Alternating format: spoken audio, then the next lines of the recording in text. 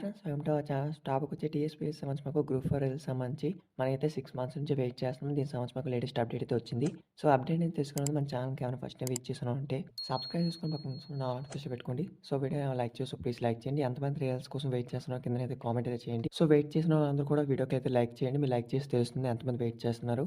So, మన main topic అనేది మనకు వేటి న్యూస్ అయితే అప్డేట్ వచ్చింది. సో, 6 నెలలుగా మనం ఎదురు చూస్తున్నందుకైతే మనకు ఒక గుడ్ న్యూస్ అయితే ఇచ్చింది.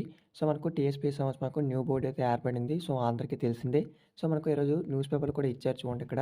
వారం రోజుల్లో గ్రూప్ 4 ఫలితాలు అనైతే మనకు వేటి న్యూస్‌లో కూడా అప్డేట్ ఇచ్చింది. సో, ఇక్కడ చూస్తే మనకు గ్రూప్ 4 పరీక్ష ఫలితాలను వారం రోజుల్లో విడుదల చేసేందుకు టీఎస్‌పీఎస్సీ మనకు కసరత్తు అయితే చేస్తుంది. సో, మనకు గత కమిషన్ ఇచ్చిన నోటిఫికేషన్‌లు నిర్వహించిన పరీక్షలపై మనకు చైర్మన్ అయితే మహేందర్ రెడ్డి గారు వివరాలను అయితే తీసుకుంటున్నారు.